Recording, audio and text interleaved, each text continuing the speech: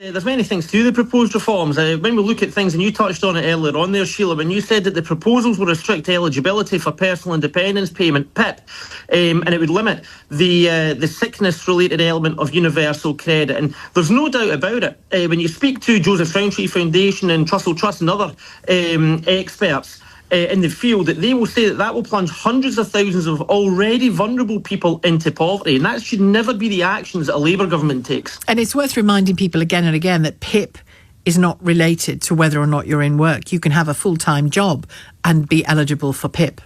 That's right, exactly right. PIP, I've spoken to many people over the course of the last few weeks, in fact months, and PIP is a literal lifesaver. Cutting that, as austerity over the last 14 years has proved, austerity was attributed of excess deaths. I think it was hundreds of excess deaths, and there's no getting away from it. If we're going to cut £5 billion out of the welfare bill, then that's austerity. What can we do differently? Because it's one thing to object, and you're perfectly within your rights to object.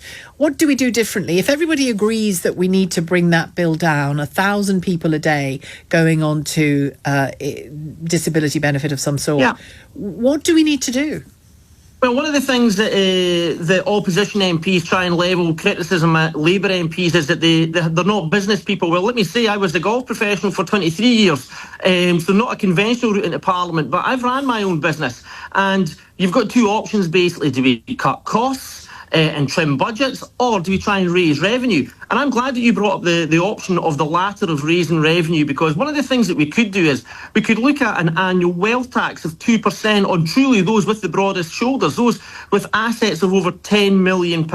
And then what we can also do, and let me just say that annual wealth tax of 2% would generate in the region of £24 billion. And then we can also look at other ways, such as equalising capital gains tax.